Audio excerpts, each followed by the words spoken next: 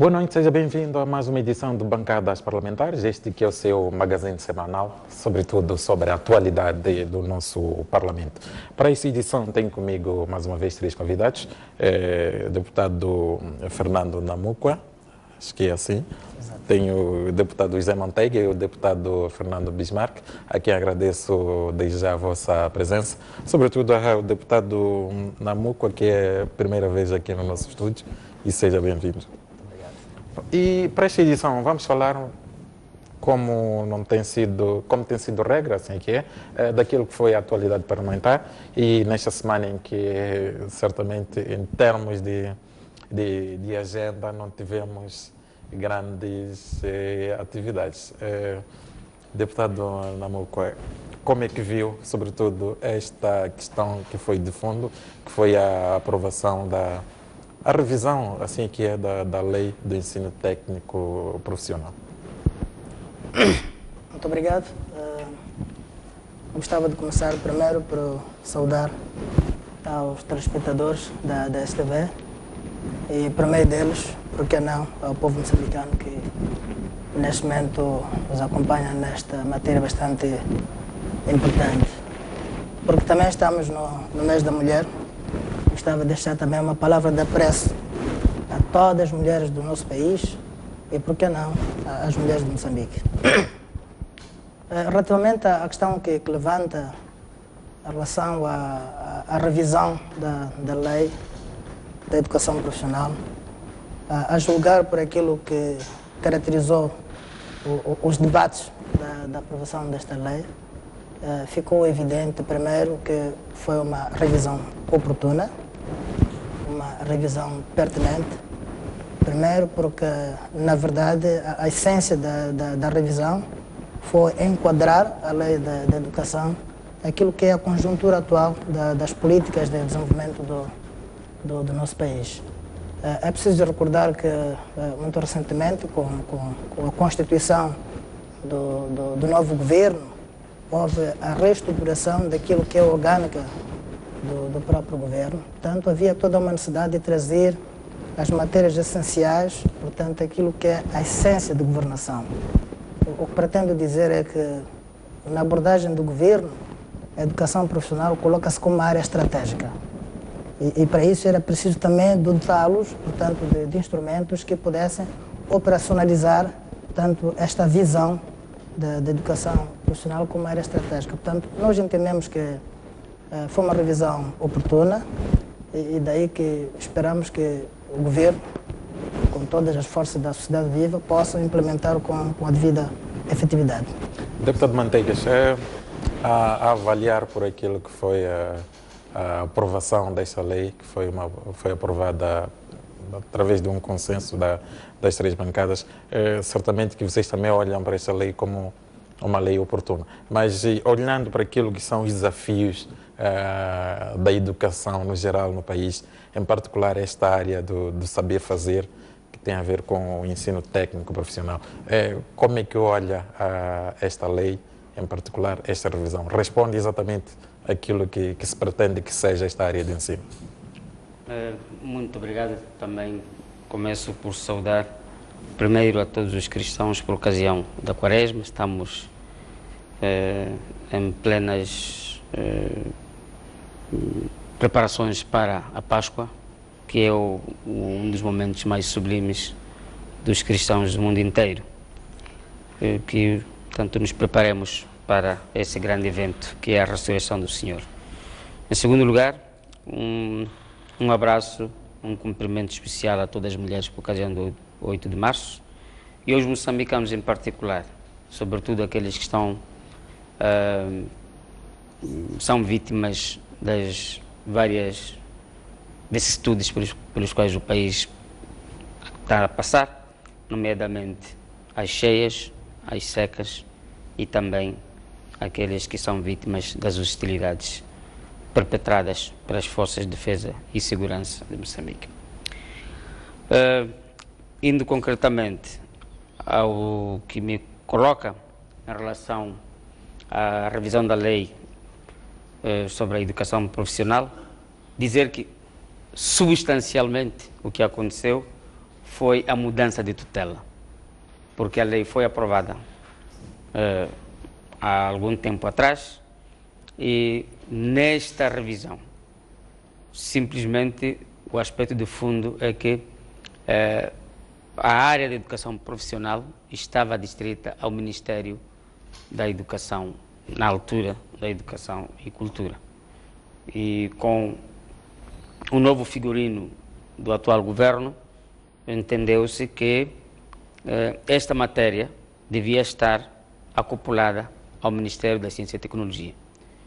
Por isso mesmo, porque na lei vinha expresso, na anterior lei, que a educação profissional devia ser tutelada pelo Ministério da Educação, isto deixou de vigorar na lei, estando apenas de que quem tutela é o Ministério da área.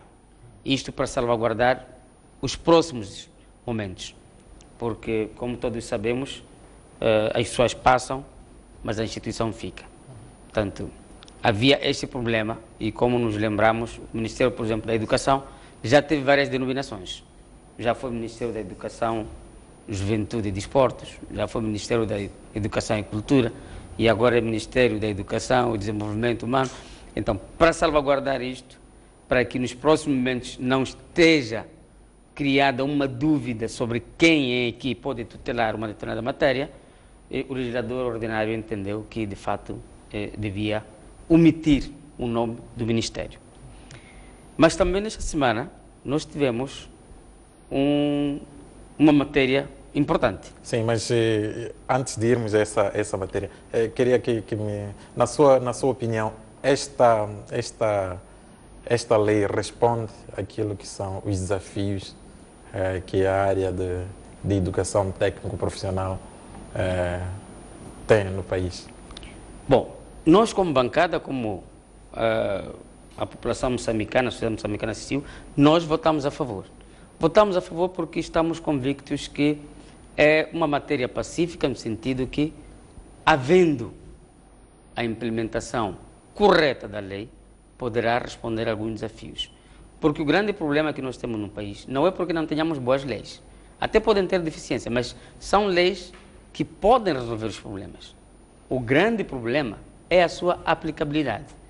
É o momento da aplicação. Portanto, o aplicador da lei muitas vezes não o faz nos termos em que se espera, nos termos das expectativas dos moçambicanos. E para nós também quisemos transmitir uma mensagem. Muitas vezes acusa-se a Renamo de chumbar as propostas do governo da Frelimo. De facto, quando está claro o interesse nacional, quando está claro o interesse de nós como moçambicanos, nós não temos nenhuma objeção. E foi aqui vincada essa mensagem, porque foram aceitas as propostas que nós tínhamos feito. Houve um consenso ao nível das comissões. E porque, de fato, acima de tudo está o interesse da nossa educação, do nosso ensino, da educação dos nossos filhos e dos nossos netos, portanto, nós fomos a favor desta matéria. Deixa-me ouvir o deputado Bismarck, que análise é que faz a este instrumento ora revisto. Sabemos que a revisão foi apenas para ajustar em termos de tutela, mas olhando assim de uma forma um pouco mais abrangente, esta lei responde àquilo que deve ser o desafio do ensino técnico profissional no país? Muito obrigado pelo convite que nos foi formulado enquanto bancada parlamentar do Movimento Democrático de Moçambique, e quero cumprimentar os meus pares, os seus deputados José Manteigas, membro da Comissão Permanente, deputado Fernando Namuqua, e através de vós também cumprimentar a todos que nos acompanham neste momento. Permitam-me também manifestar a minha solidariedade, em primeiro lugar, pelos jogadores do Ferroviário de Nampula e a sua direção. Em segundo lugar, ao município de Nampula. Vou explicar porquê. Este clube pediu para treinar no campo municipal de Nampula e por causa da intolerância política, o clube de Nampula recebeu orientações que não devia treinar, porque é digamos, um campo gerido pelo Conselho Municipal de Nampula. Quero me solidarizar aos jogadores do Ferroviário e ao município de Nampula, porque isto é o ponto mais alto da intolerância política. Proibir os jogadores de treinarem num campo é, no mínimo, falta de sensibilidade de quem emanou, digamos assim, esta ordem, que suponho, pelas informações, vem do governo, do nível da província e também a nível do governo central. Portanto, estamos aqui a navegar num campo bastante lamacento, porque, a priori, está claro do nível de intolerância política que vivemos nós. Já bastava a perseguição dos partidos políticos, a morte de alguns membros da oposição. Agora é o ponto mais alto da intolerância política, proibir jogadores de treinar um campo de um município gerido pelo MDM. Em segundo lugar, manifestar a solidariedade com as famílias afetadas por vários fenómenos naturais, nomeadamente mesmo a cidade de Maputo foi assolada por uma chuva intensa, suponho que tenha feito estragos. Quero-me solidarizar também as populações do norte e centro do país e as famílias que vivem em condições indigentes no Malawi. E concretamente a questão que coloca, pronto, o deputado Manteiga já tinha esvaziado, porque uma revisão mesmo para harmonizar com a nova designação dos ministérios, porque vinha concretizado, portanto, que era o Ministério da Educação, mas agora, portanto, passou para a tutela do Ministério da Ciência e Tecnologia. Mas não vem mencionado, digamos assim, mas é mesmo da tutela, o Ministério de Tutela. Se ensino profissional passar para o Ministério da Mulher, então é o Ministério da Tutela que vai, mas pronto, neste caso é o Ministério da Ciência e Tecnologia. Mas foi uma alteração muito de leve, para harmonizar, digamos assim, a nova designação dos ministérios. Mas também houve uma alteração muito concreta e interessante, nomeadamente a questão que me coloca sobre a qualidade do ensino profissional.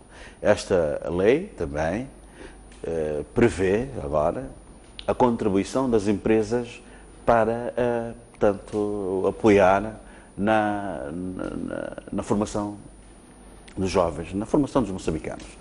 Como sabe, antigamente as empresas também, portanto, as empresas no final, elas é que se beneficiam desta mão de obra que é formada. Então elas têm agora a obrigação de participar na formação, digamos assim, destes profissionais. Portanto, no cômputo geral, é uma lei bem-vinda, como sabe, houve discussão da aprovação na generalidade, na especialidade houve um consenso e não houve debate na Assembleia da República. Julgamos nós que nesta componente de participação das empresas, a formação, digamos assim, dos jovens, que haja clareza na gestão destes fundos que virão, digamos assim, das empresas. Porquê? Porque não pode ser um saco azul para financiar qualquer que seja o partido. Julgamos que é importante que o dinheiro que vier da participação, da comparticipação das empresas, seja canalizado para a formação de jovens, porque, obviamente, para termos um país cada vez próspero, para termos jovens que tenham oportunidade de emprego, temos que ter também capacidade de formá-los, temos que formar com qualidade para serem competitivos no mercado cada vez mais exigente. Está certo. Deputado Namoco, só para terminar esse aspecto, esse assunto que é aqui colocado pelo deputado Bismarck, que tem a ver com a participação das empresas na formação, é uma mais-valia, certamente, para a qualidade desta área que se deseja. Talvez deixe-me começar por saudar os meus colegas por terem reconhecido que a aprovação desta lei é mesmo oportuna. E isso se prova pela explanação, no sentido de que todos os debates que caracterizaram as comissões e foram levados ao plenário passaram por unanimidade. Isto é sinal de que todos ficamos conscientes de que o governo está a tomar medida consciente. E eu penso que se estivéssemos numa reunião, eu poderia pedir uma salva de palmas para todos nós. Eu penso que este é um passo importante. Em relação à questão que o colega Bismarck levanta, também concordo e subscrevo. De facto, isto vai fazer com que outros atores que não sejam o governo também tragam mais-valia. Na verdade, o espírito desta lei é fazer com que os diferentes atores possam contribuir para que a nossa sociedade possa caminhar mais rápido. Nesse sentido, o setor privado também tem uma contribuição e durante algum período nós sentimos a ausência desse setor. Por um lado, creio que era mesmo resultado da deficiência da lei e esta lei vem abrir este espaço para que o setor privado também possa contribuir. Na verdade, o que nós pretendemos é que tenhamos um setor mais competitivo, como muito bem diz, um setor cada vez mais produtivo. Hoje em dia a questão do emprego, a questão do autoemprego, colocam-se como questões primárias. E isto na abordagem de governação são colocadas também como questões estratégicas. E esta lei traz esses elementos. Portanto, eu queria concordar e subscrever como a mais-valia.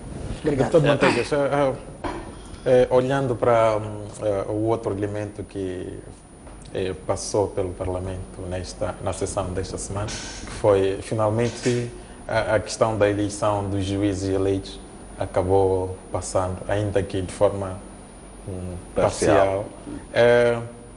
Aparentemente era uma questão que, olhando, quem olha essa questão, essa matéria do lado de fora, era uma questão que não poderia nem deveria suscitar nenhuma polêmica, era uma questão que poderia passar assim de uma forma muito simples, mas foram necessárias praticamente três rondas de votação até que se chegasse ao ponto que se chegou nesta quinta-feira.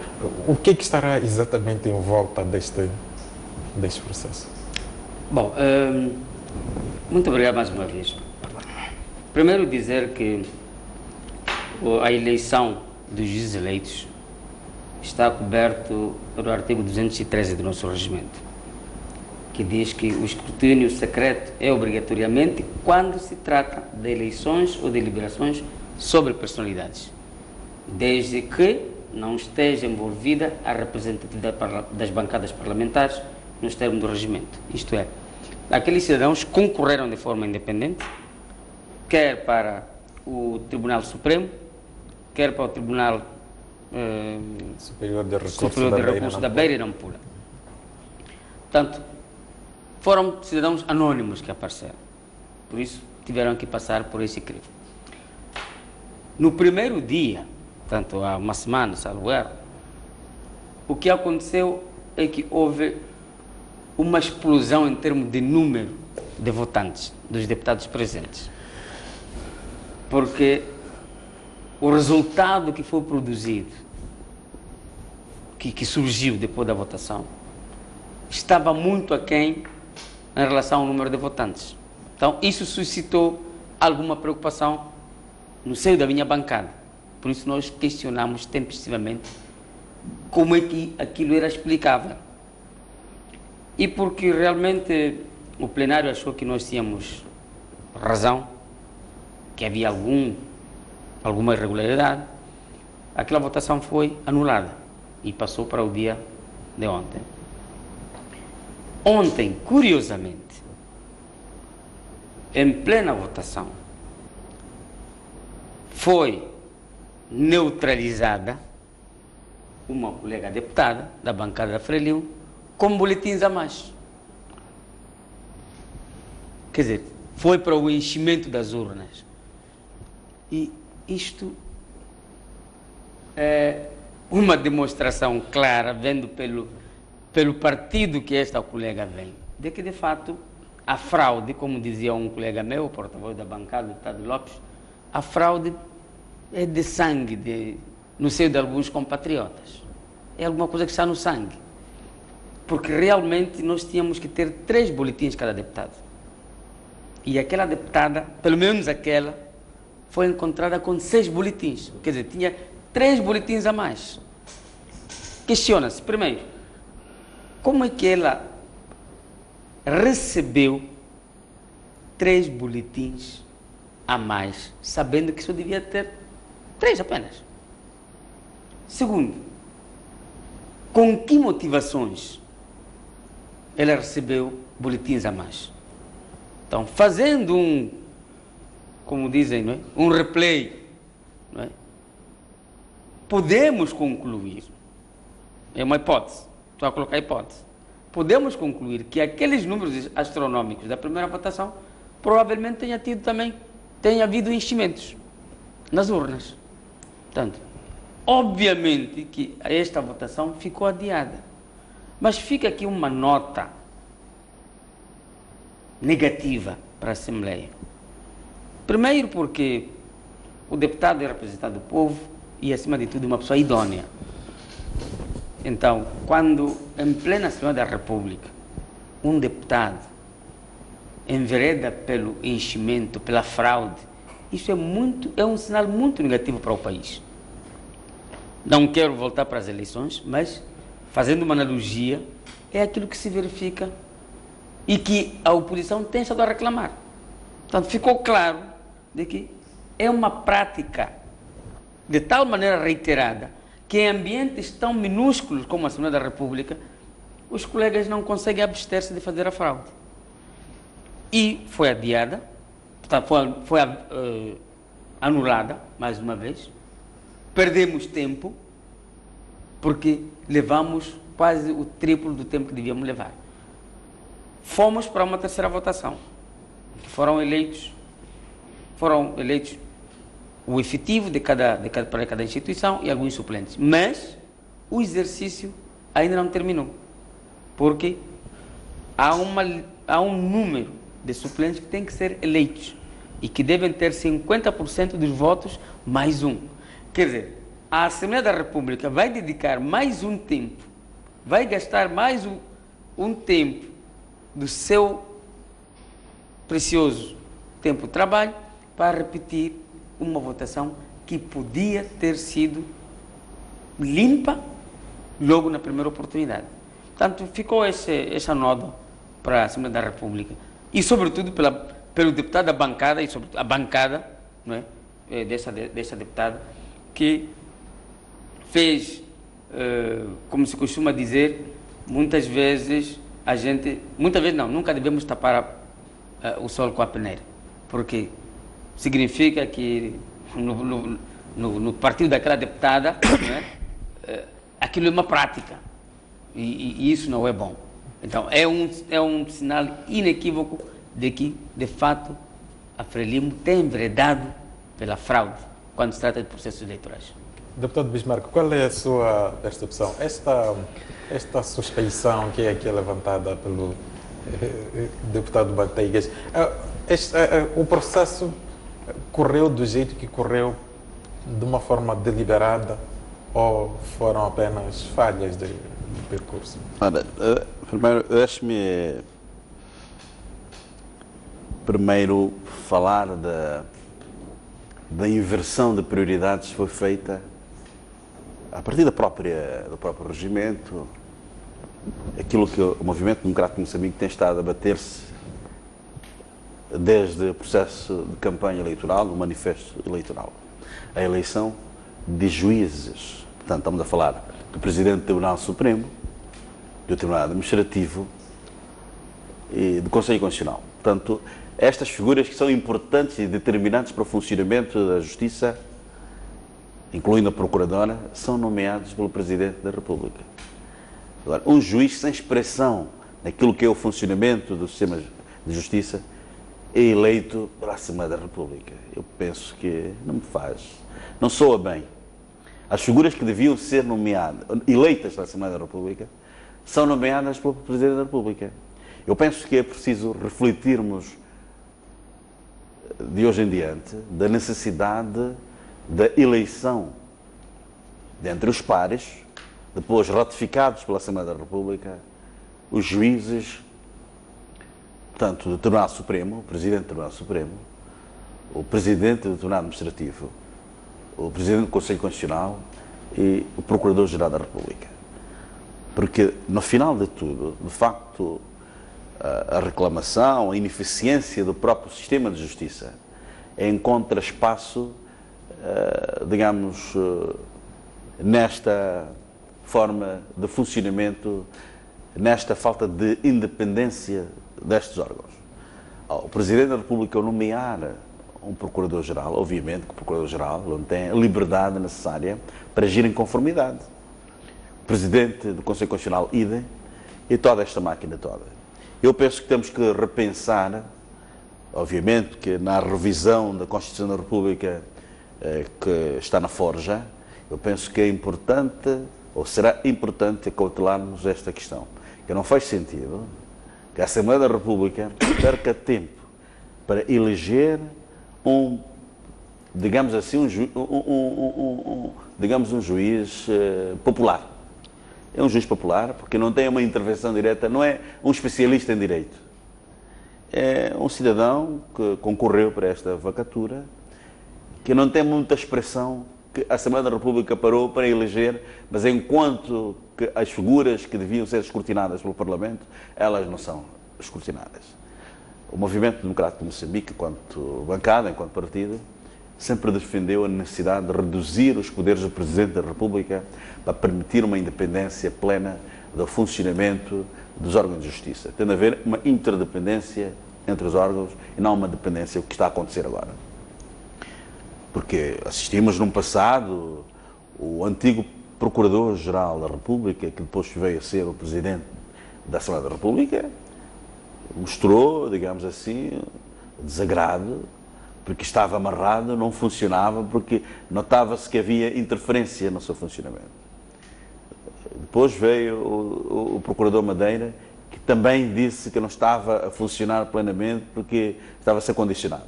É importante, se quisermos ter um país verdadeiramente de direito democrático, em que as instituições funcionem, é importante que tenhamos os órgãos também fora da interferência, fora das amarras políticas.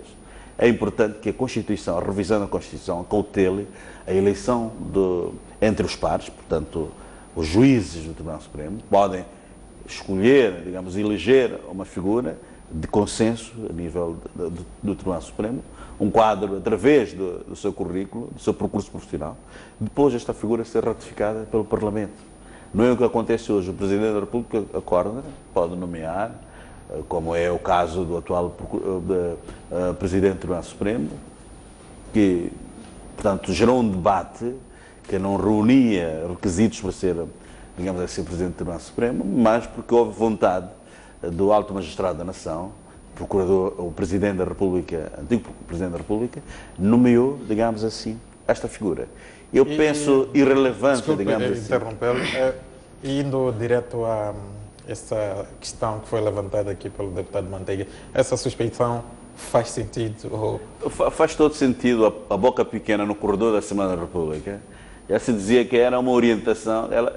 A deputada que levou a editar a mais, os boletins de voto, aliás, os boletins de voto a mais, ela julgou que fosse uma orientação no partido para fazer um enchimento de voto. É o que se diz nos corredores. De facto, a bancada foi reunir de emergência para sancionar esta deputada porque expôs ao ridículo, denunciou aquilo que é uma prática reiterada do partido, que é o enchimento, portanto, das urnas. Não vamos aqui ressuscitar fantasmas, mas que esta prática, de certa forma, dá um sinal negativo à sociedade. Ficou evidente ontem que, de facto, há esta prática de enchimento. Agora, a Assembleia da República mostrou um sinal errado, viu-se a sua imagem beliscada, portanto, com este enchimento, esta fraude eleitoral num órgão com 250 deputados, tanto mais que até os 250 deputados não estavam presentes, eram 204 deputados, mas que houve uma fraude, portanto, eleitoral. Apesar de o Movimento Democrático de Moçambique achar a eleição de juízes populares, digamos assim, juízes eleitos, que na prática são juízes populares, que vêm das comunidades, não ser pertinente. Temos que avançar para a eleição dos juízes presidentes dos órgãos supremos deste país. Deputado Namuka, o que é que tem a dizer em defesa da própria bancada sobre essa questão. Houve mesmo uma atitude deliberada para que o processo se arrastasse, tivesse de passar por aqueles momentos que... Muito obrigado. Relativamente a essa questão, deixe-me começar por lembrar dois aspectos. Primeiro é que os nossos compatriotas da oposição têm duas práticas. Primeiro, habituados a pegar questões marginais e domésticas e conduzir os debates a essas questões. Portanto, desviar as pessoas ao essencial. E eu penso que é o que está aqui a acontecer. E por via disso gostava de esclarecer. Primeiro, começando por aquilo que aconteceu na semana passada. A comunicação social reportou, os colegas da RENAM também saíram em público e falaram sobre isso, alegando que não tiveram uma explicação lúcida sobre os procedimentos. Foi, na verdade, a essência que ditou o adiamento. Da semana passada. Refiro-me semana passada. Relativamente a esta semana, quero também dizer que a bancada lamentou o sucedido e, por via disso, tomou medidas urgentes. E aqui eu gostava de explicar o que aconteceu efetivamente. Começando primeiro por dizer, quem notificou o sucedido foi a Frelimo. Quem comunicou deste incidente foi a Frelimo. Quem tomou iniciativa para que houvesse revisão, ou seja, repetição da eleição, foi a bancada da Frelimo na pessoa da sua chefe. Portanto, aqui há uma tentativa de pôr a carroça, trocar. Portanto, é importante que isto fique esclarecido. Daí que, como eles se referiram, houve uma reunião de emergência, porque a própria direção da Frelimo queria compreender a gênese desta prática e ficou claro que foi apenas uma situação de distração. Portanto, e é preciso aqui lembrar, eu creio que todos nós aprendemos estatística. A Frelimo ia a esta eleição com 126 deputados. Portanto, não precisava esforço nenhum.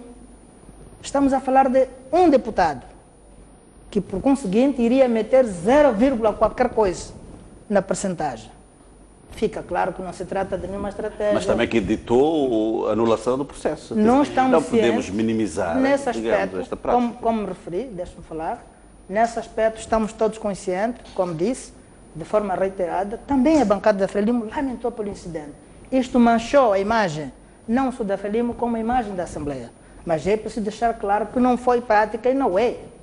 Tratou-se de um cidadão, deputado, por coincidência, da Frelimo, que por qualquer razão, que ainda há matéria por investigar, aconteceu o que aconteceu. Portanto, e é preciso trazer isto à superfície. Mas, Sr. Deputado, quando se diz que nos corredores pensou a deputada que levou a editar, aliás, boletins de voto a mais, pensou que fosse uma orientação daquilo que tem sido prática em momentos eleitorais. Está a ser claro. Diz que pensou, não sabemos quem disse, não sabemos quem pensou. Este é o problema desses nossos amigos. Mas pode dizer que a própria deputada... Com base em subjetividade. Isto é mau. Não podemos conduzir a nossa sociedade sem critérios objetivos. Não podemos fazer avaliação sem critérios objetivos.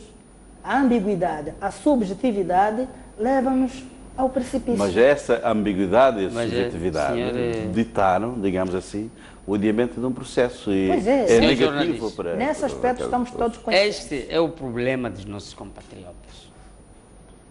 De forma recorrente têm feito o enchimento de urnas nas eleições. E acho que faz muita espécie quando o meu colega, deputado Fernando, defende uma coisa indefensável. Uma deputada jovem e por via disso me parece instruída, como é que vai se enganar tendo boletins a mais e vai dizer que isso é uma questão marginal? Quer dizer, o enchimento de urna é questão marginal. É por causa disso que o nosso país está numa situação de tensão. Porque os nossos irmãos não conseguem ir a qualquer competição de forma limpa. E mais, digo mais, aqueles juízes não tenham nenhum vínculo com qualquer bancada parlamentar. Razão pela qual nós não conseguimos perceber por que motivos e com que motivações, passo o pleonasmo, aquela deputada Frelimo teve que usar mais votos do que devia. Primeiro, porque ele é uma pessoa esclarecida. Em segundo lugar, eu não ouvi nenhuma lamentação da parte da bancada parlamentar da Frelimo. Aquela colega foi descoberta pelos observadores, porque no processo de votação as bancadas parlamentares indicam observadores. E no caso vertente, Sua Excelência o deputado José de Sousa e Sua Excelência o deputado Magomice. Eles é que detetaram e ela já tinha introduzido na urna. Então, eu acho que o colega o que devia fazer era pedir desculpas publicamente, porque de fato nós não ouvimos nenhum pronunciamento da bancada Frelimo a lamentar. Simplesmente a bancada Frelimo foi reunir, voltamos para a sala e houve a repetição da votação. Portanto, eu acho que é um ato nobre. De facto. Colega, é um ato nobre a gente reconhecer os erros. Costuma-se dizer que um homem vale mais quando sabe levantar-se depois de cair. É isto. Porque ficou claro. E a comunicação social assistiu. E outra questão. Nós, no primeiro dia, não estávamos distraídos quando pedimos a anulação da votação. Pelo contrário, estivemos bem atentos. Quem esteve distraído ou quem pretendeu distrair todo um plenário também foi a Frelimo. Porque nós detetamos que o número de votos que foram divulgados era muito superior em relação ao número dos deputados presentes, o que não é possível. Então, afinal, quem estava distraído? É a Frelimo. Ou, no mínimo, programou o tal enchimento e estava à espera que nós não detetássemos. Mas não detetamos, porque estamos atentos em todos os momentos. Quando estamos no plenário, nós estamos atentos a todos os momentos, em todos os momentos. Para encerrar, dizer que, eu tenho uma palavrinha de fato, não ficou bem. Porque, bom, não ficou bem com a imagem da Assembleia, mas foi muito bom para a sociedade perceber que a Frelimo sempre recorre aos enchimentos. Aquela colega está tão traumatizada que, porque isso é prática contínua, reiterada, que não conseguiu resistir a uma votação tão simples como aquela, que era para eleger juízes eleitos, juízes populares, que não tinha, digamos assim, não traz um grande peso. Para encerrar essa questão. Reitero e gostava de sublinhar, primeiro, quem detetou este incidente foi a Frelimo. É grosseira mentira. A repetição da eleição foi por iniciativa da bancada. Senhor deputado, eu estou lá de cima e eu fui um dos primeiros quando comecei... Manteiga, como disse, sim, senhor. Esta é a vossa prática, pegar questões marginais, domésticas... Fraude não é questão marginal. E eu me referi... Para o país não é questão marginal a fraude. Eu me referi que a bancada da Frelimo lamentou. Daí que quando tomou conhecimento, imediatamente convocou uma reunião. Onde é que a bancada da Frelimo lamentou? Agora, nós não podemos aparecer em público. Por quê? Um momento, deixa eu falar. Não podemos aparecer em público a expor assuntos que ainda não estão devidamente analisados. Já se fez análise, em tempo oportuno, a bancada vai se pronunciar. Portanto, eu estou a dizer aquilo... Se a votação já decorreu para os efeitos efetivos, pois é, quando vai decorrer? Na normalidade. No Comitê Central, provavelmente, mas na Assembleia não vejo nenhum espaço. A bancada da Frelimo foi às eleições com 126 deputados. Portanto, não precisava de mais nenhum voto de ninguém. Isso tem de ficar claro. Por isso, não havia necessidade nenhuma de orquestrar artimanhas. Para quê? Então, vocês tinham candidatos já. Não, então, queriam viabilizar o número os de candidatos. Votos da Frelimo seriam suficientes para passar quem quer que fosse. Mas isso tem de ficar claro. Mas o mais importante é que houve uma fraude. É bom, nesse aspecto de que houve um incidente, estamos todos claros. Não, incidente, foi fraude, senhor deputado. Incidente. Foi fraude. Incidente. É fraude eleitoral, isso está no sangue. Você não consegue ir para o processo eleitoral sem artimanhas. Esse aqui é o problema. Nós já conhecemos a vossa prática e acho que está, é suficiente, penso que está dito. Acho que está tudo dito sobre esta questão. Vou pedir a minha realização, vamos a um breve intervalo. Voltamos na segunda parte deste programa para continuar com o nosso debate.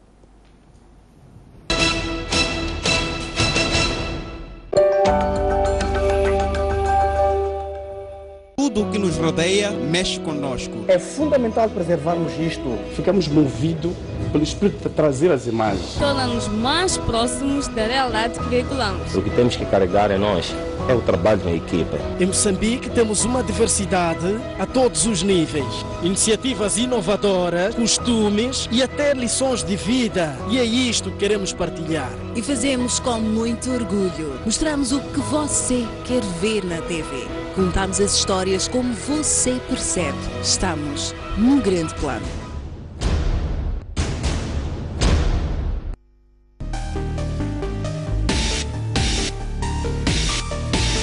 Senhor Abel, falamos a partir de Nampula, boa noite. Propostas concretas. Ninguém quer realmente a guerra. Onde a política sempre há conflito.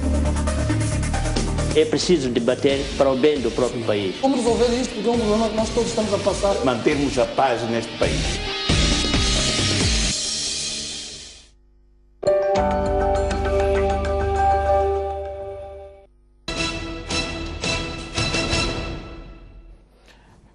Bem-vindo à segunda parte do Bancadas Parlamentares. Continuo aqui em estúdio com os deputados Fernando Namuco, Fernando Bismarck e o deputado José Manteigas.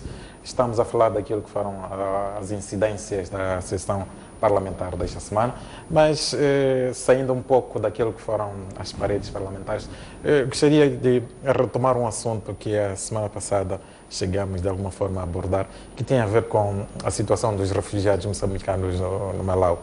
Esta semana o governo enviou uma delegação para exatamente aferir as alegações que já vieram ao público por via da comunicação social, que tem a ver com alegados abusos, alegadas violações aos direitos humanos na província de Tete, sobretudo no meio daqueles refugiados, alegadamente protagonizados por elementos das forças de defesa e segurança. Volto a si, deputado Namuco, como é que olha esta decisão do governo depois de algumas semanas ter aparecido alguns elementos do governo a negar categoricamente a existência desse tipo de atos? Eu começo por saudar o governo pela determinação e pela consciência. Isto prova de que estamos perante um governo responsável sobre o seu povo. Portanto, qualquer sinal de alarme que sai do quadro normal é preciso aprofundar, é preciso aferir em que medida isto corresponde à verdade ou não. Penso que foi o que aconteceu na nossa situação. Desde o primeiro momento, o governo criou missões para aferir efetivamente o que é que estava a acontecer e, por via disso, tomar medidas bastante pertinentes ou relevantes para responder às preocupações. No caso vertente, foi o que aconteceu. O governo criou missões para aferir e há todo um trabalho que está em curso e nós acreditamos no mais curto e breve espaço de tempo teremos informações mais circunstanciadas. De toda maneira, o governo tem estado, através da comunicação social, a reportar aquilo que é a prática, que na verdade não corresponde à verdade. Como é de prática, sabemos quem são os promotores dessas práticas. O nosso pensamento é que são os mesmos, que fazem uma viragem, pegam, portanto, a carroça, viram, põem os burros à frente para confundir o povo. A compreensão que nós temos é que esta é mais uma manobra. Portanto, as pessoas que usam meios livianos para fazer política. A política tem que ser feita com os meios apropriados. Nós estamos num país democrático, é preciso usar as práticas democráticas para fazer o exercício político. Penso que o que não está a acontecer na nossa situação. E é este grande apelo que eu gostava de deixar também para toda a sociedade, não só nós que estamos aqui como deputados a representarmos bancadas, mas a nossa bancada tem pautado por usar métodos decentes para fazer política. Portanto, esta é a nossa compreensão, uma mensagem de apreço, de saudação ao governo pela determinação e, sobretudo, por tomar essa iniciativa imediata para aferir o que é que está acontecendo. Foi, de fato, muito sintético, mais ou menos 1 minuto e meio, 2. Espero que o deputado Manteiga também vá nessa linha. Olhando, como é que olha esta medida tomada esta semana pelo governo? Provavelmente o meu colega foi muito lacônico, porque não tem o que dizer ao país. Primeiro, lamento que ele esteja a usar termos como meios levianos. A BBC, a STV, a Miramar, a RTP e tantos órgãos internacionais que despoletaram as grandes violações que estão a ocorrer, eu acho que são meios idôneos. No mínimo, se a Frelimo acha que isso é mentira, que processa a BBC, que processa a STV, que fez uma reportagem humanística muito importante, como eu disse no programa anterior. 2. Essa atitude, essa decisão de ir fazer averiguação para saber de fato até que nível, até que ponto estão a ser violados os direitos humanos das populações. Quer dizer, isto é, eu acho que é uma hipocrisia. É o mesmo governo da Frelimo que manda forças de defesa e segurança para aquelas regiões, para maltratar aquelas regiões. Agora, é o mesmo o mandante que vai lá aferir o grau de violação. Que resultado nós esperamos daí? Mas o governo da Frelimo está totalmente desencontrado, desarticulado. E nós já dissemos no programa anterior. O senhor Inhosse, presidente da República, dizia que aqueles moçambicanos lá iam fazer negócio no Malau. Apareceu o senhor Awad, governador de Tete, que diz que não, aqueles ali são esposas e filhos dos membros da Renão. Quer dizer, pessoas que estão a sofrer não podem ter atendimento do governo que se diz da República de Moçambique porque são membros da Renão. Um sinal claro de exclusão social, de discriminação social. Portanto, Mas eu dizia no programa anterior, esse comportamento do governo da Frelimo revela, como diz o povo de boca pequena, como dizia, que é um governo da Soma Shield.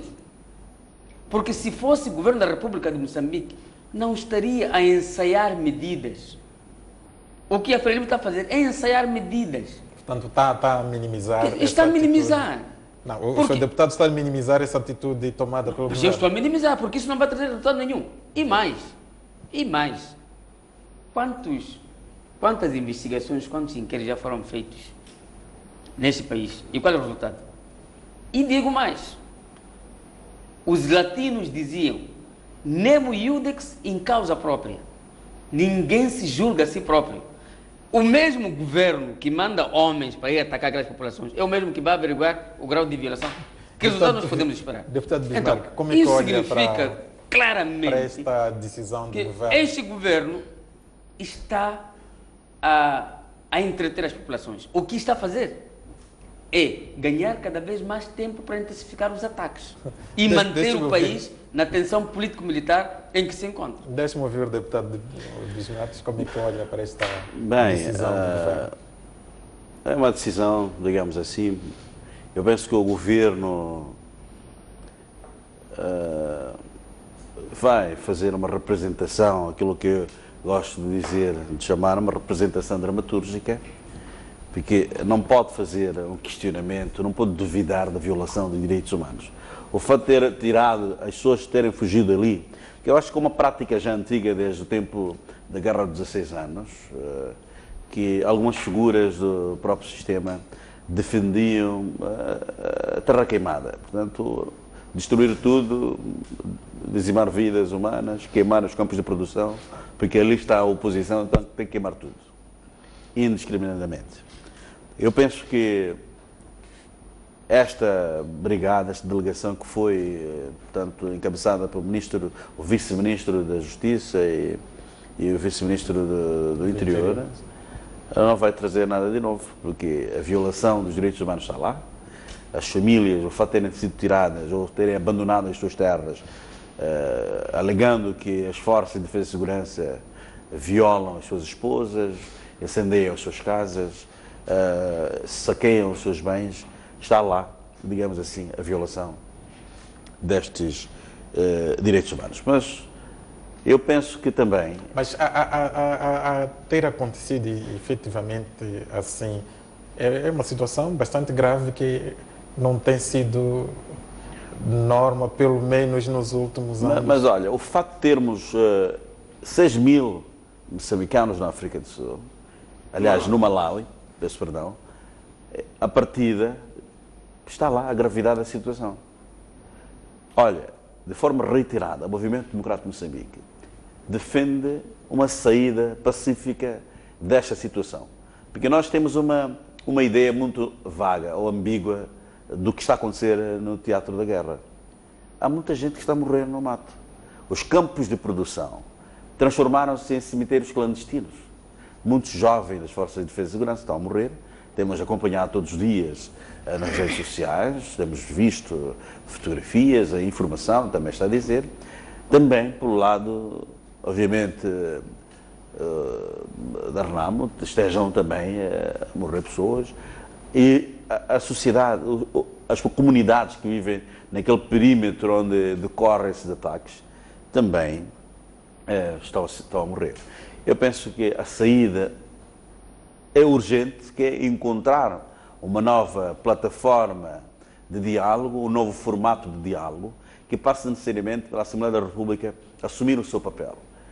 O próximo diálogo, o próximo figurino de diálogo, não pode ser bipolar como tem vindo a acontecer. A Assembleia da República tem que assumir o seu papel, tem que liderar o processo de diálogo político neste país, porque o formato passado mostrou ineficiência, mostrou que não é o mais adequado, porque nunca produziu resultados depois de 100 e tal rondas. É urgente e temos que nos envergonhar todos nós pelo caminho que o país está a caminhar. Eu penso que é urgente que as partes se encontrem, que haja um diálogo mais inclusivo, que as três forças parlamentares representadas, as três forças políticas representadas no Parlamento estejam envolvidas e outras forças vivas da sociedade. Talvez em 30 segundos gostaria de ouvir o seu comentário no seguinte. Parece que paira sempre uma atitude de suspeição, de desconfiança em tudo que o governo anuncia que vai fazer. Sim, porque nunca mostrou, digamos assim, a vontade de encontrar... Porque é uma solução, uma saída, é uma solução política. Há um problema político que decorre dos resultados eleitorais que temos que encontrar uma saída política. Sabe muito bem que o MDM, durante a discussão do quadro institucional das autarquias provinciais, colocamos 2 ou 3 cenários que eram possíveis para desanuviar o clima de tensão político-militar, que era a nomeação, porque a Constituição diz que o chefe de Estado aqui empossa os governadores. Então, podia sair cabeça de lista ou 3 figuras indicadas pelo partido vencedor numa província e submeter ao Presidente da República estas propostas e o Presidente da República exercer aquilo que está na Constituição, sem necessariamente alterar a Constituição. Era uma saída política para uma situação política. Eu penso que, de facto, temos que nos envergonhar, temos que nos convocar para aquilo que é o caminho, digamos assim, muito perigoso que o país está a caminhar. É verdade que algumas pessoas têm tido um efeito túnel, digamos, um pensamento nebuloso, um pensamento revestido de um manto, de uma fumaça preta, não enxergam, não veem para além daquilo que é, digamos, a narrativa, aquilo que tem sido a demonstração e aquilo que tem sido a apresentação do governo, e não questionam. O governo, em primeiro lugar, veio desacreditar aquilo que eram os órgãos de comunicação social a dizer que havia refugiados. O mais importante é que o Presidente da República, como um alto magistrado da nação, como Presidente, tem que agir em conformidade, demitindo ou exonerando o governador de Tete, que mostra-se incapaz de dirigir a população, porque o Presidente confunde tudo, aliás, o governador confunde tudo. Acha que ser de um partido de oposição perde todos os direitos previstos na Constituição. O ser da oposição já não é moçambicano. Eu penso que o governador de Tete não está em condições de continuar a exercer aquele cargo. Então, eu penso que o esclarecimento todo, esta brigada que está em Tete, vai trazer o óbvio, porque há violação dos direitos humanos, há refugiados no Malawi e o governador da Tete foi infeliz, então que o Presidente da República age em conformidade e exonere imediatamente o governador da Tete, porque não é capaz de dirigir o povo, porque ele pensa que ser contrário ao seu partido, então perde-se todos os direitos de cidadão em Moçambique. Deputado Nabuco, Só para... alguma coisa que não conseguiu engolir? Pontualmente, de facto, eu continuo a insistir que há esta prática de pegar questões marginais para desviar a atenção dos... Mas marginais, violação dos direitos humanos é algo marginal, Sr. Deputado. Posso falar? Pode falar, mas eu penso que não podemos ter uma mente com efeito túnel. Portanto, só vemos onde começa o túnel, não vemos para além do túnel. É preciso olharmos, porque o Sr. Deputado sabe que há 6.000 moçambicanos no Malawi. Entram naqueles campos de acolhimento 100 a 200 moçambicanos. Então, está a minimizar... Uma característica inteligente é saber ouvir. Não, mas o que está a tentar minimizar esta realidade. Se considera inteligente, aprenda a ouvir. Portanto, eu penso que nós fizemos a análise deste ponto, esquecemos a raiz. Devíamos ter começado a debater a gênese. Por que há deslocados refugiados no Malawi? Quem é que está a impedir que o cidadão moçambicano circule normalmente no seu próprio território? Quem faz abandonar as pessoas das suas próprias casas? Quem não permite as pessoas irem às suas machambas, irem fazer negócio? Pararam os transportadores. Não há dúvida para os moçambicanos. A Renamo já veio publicamente, anunciou previamente e tem estado a aplicar. É preciso não nos perdermos de vista sobre isso. E nesse sentido gostaria mais uma vez de reiterar o apelo que o chefe de Estado está a fazer, de exortar ao líder da Renamo para o diálogo e apelar aos nossos colegas deputados, usando das suas prerrogativas, para aliciarem o seu líder. Ele corre o risco de morrer lá.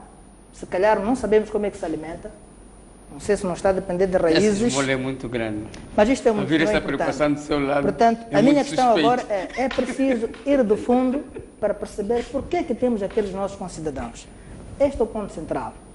Seguidamente, eu diria que não se pode definir regras depois do jogo.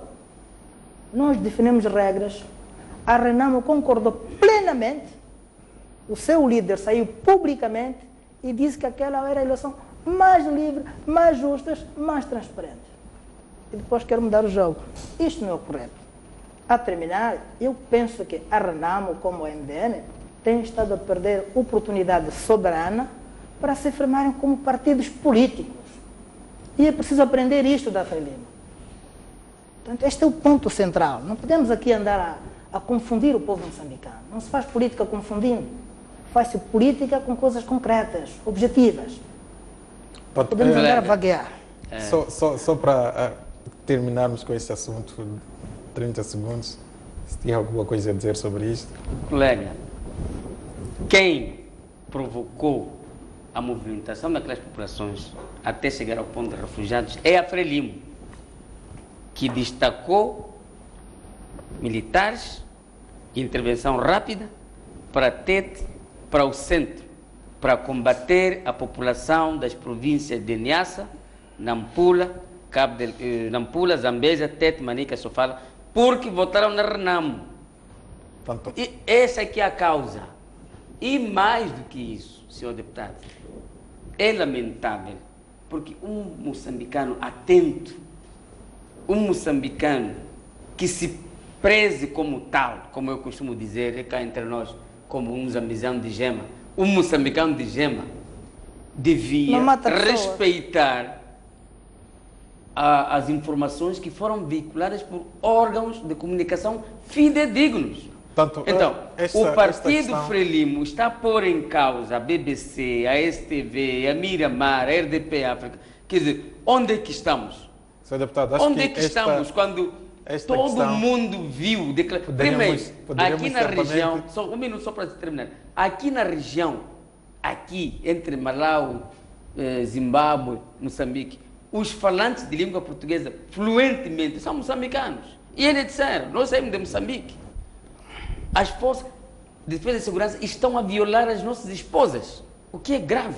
Portanto, E isso não foi a Renamo que inventou. Essa é uma questão que E não viu poderíamos retomar. nenhum daqueles que fez depoimento. Certamente poderíamos acusou a retomar Renamo essa ter questão feito depois da apresentação do relatório que não há de que a aparecer. missão do governo está certamente vai produzir na província de Tete. Estamos mesmo a caminhar para o fim do nosso programa, mas queria ouvir de vocês um comentário sobre o seguinte. Nesta sexta-feira tomaram posse os membros do Conselho de Estado. É mais um órgão, esperamos que seja um órgão que de fato desempenhe aquilo que é o seu papel.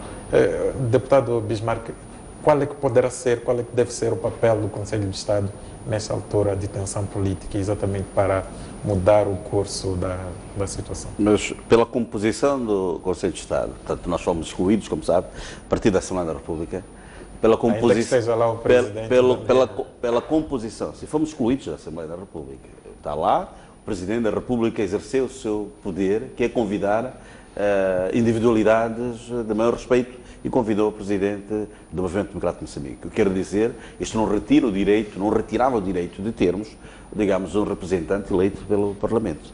Agora, de facto, pela composição do Conselho de Estado, tendo a maioria vinda da parte do partido que suporta o governo, não podemos esperar outra coisa. Aliás, o próprio papel, as competências do Conselho de Estado são muito limitadas, estão na Constituição, são limitadas. É um órgão de consulta do Presidente da República, não há muito a dizer.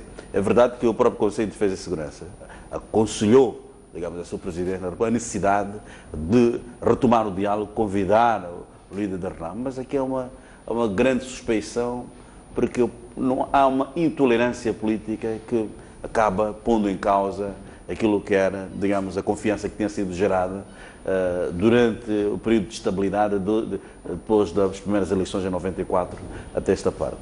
Eu penso que é importante resgatarmos a confiança política, mas que passa necessariamente por um diálogo sério e inclusão, tanto na vida política como em outros campos, que sabe muito bem que há um nível de intolerância, aquilo que eu disse na minha introdução, que mesmo uma equipa de futebol é proibida de treinar num campo municipal, num município gerido pelo Movimento Democrático de Moçambique. Eu sei que estamos a terminar mesmo. Visita o país um presidente do país irmão do governo, do partido que suporta o governo. É verdade que nós advogamos a nossa política externa, mas o Vietnã, neste momento de um regime multipartidário, não diz muito o país, porque primeiro tem que se democratizar o Vietnã. O Vietnã é amigo de Moçambique desde o partido Moçambique, quando era gerido, era partido único. E não conhecemos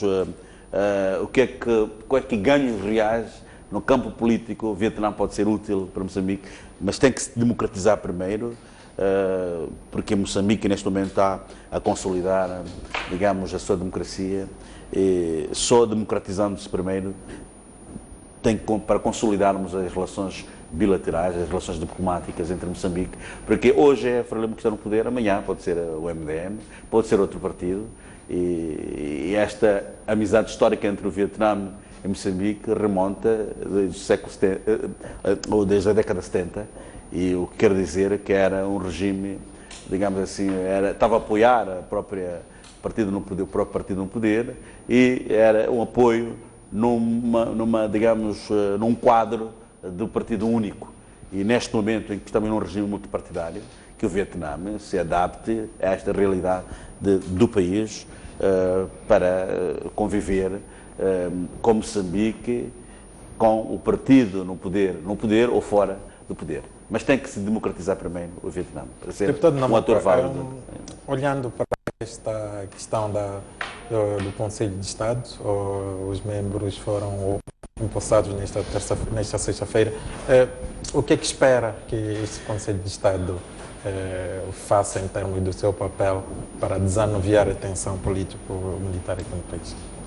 Eu penso que a semelhança dos outros órgãos, no caso concreto do Conselho de Segurança, teve um papel bastante determinante, muito recentemente. A nossa expectativa é que também este órgão venha, no seu último critério, poder fazer a advocacia necessária, tanto à Sua Excelência Presidente da República, como também às outras forças da sociedade. O certo é que precisamos da paz. Então, por aquilo que é o estatuto deste órgão, o mérito que eles têm, esperamos que possam conseguir exercer a influência necessária a essas outras forças que, de alguma maneira, tentam esquinar.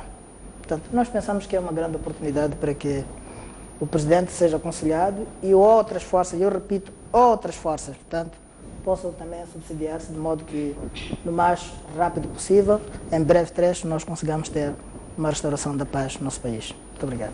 Deputado Manteigas, estamos mesmo no fim do programa. Em 30 segundos, o que é que espera deste Conselho de Estado? Bom, primeiro eu devo dizer que o Conselho de Estado não pode ser um órgão tipo marionete. De facto, se é para aconselhar o Presidente da República, tem que despir-se de qualquer camisola política. E o Presidente da República deve ter a capacidade de ouvir de forma imparcial os aconselhamentos do Conselho de Estado, do Conselho de Defesa e Segurança. E que não haja Conselho de Segurança à sombra. Aquilo que aconteceu muito recentemente, o Conselho de Defesa e Segurança reuniu-se, aconselhou o Presidente da República a tomar uma atitude e logo a seguir vimos um comunicado da Comissão Política do Partido Frelimo, praticamente a diluir a iniciativa do Conselho de Defesa e Segurança. Então, não pode haver órgãos sombra, órgãos que vão manipular os órgãos legitimamente constituídos. Portanto, o que nós esperamos é que, se de fato é Conselho de Estado, que aconselhe o Presidente da República. Agora estamos nessa situação de tensão político-militar. Aconselhou-se a encontrar caminhos de paz. A Renamo já reagiu. Está aberto ao diálogo. E estamos a dizer, queremos segurança, queremos mediadores. O governo não está a responder a isso. Porque mesmo a casa do Presidente, ali no Palácio Ponta Vermelha, ele ainda nunca foi atentado. Nunca sofreu nenhum atentado. Mas a casa dele está armada dos dentes até aos pés. Por quê? Porque é segurança. Agora, o Presidente da Câmara, que estava predisposto a vir sentar e dialogar, saiu, foi cercado, foi atacado. Então, querem assassinar o Presidente da Câmara? Quando dizem, tem que sair, vamos dialogar, sem precondições. Aliás, dizer não querem precondições, também é uma precondição. A Frelimo, ao dizer, a Renamo, o Presidente da Câmara, venha dialogar, mas sem precondições, também está a criar precondições. E isto não leva a lado nenhum. Porque realmente o que nós queremos é paz. Muito obrigado pela vossa presença. Espero contar convosco nas próximas edições. E foi assim que fizemos o Bancadas Parlamentares desta semana. De hoje a 8 dias voltamos à antena. Fique desse lado. Continua com a STV Notícias.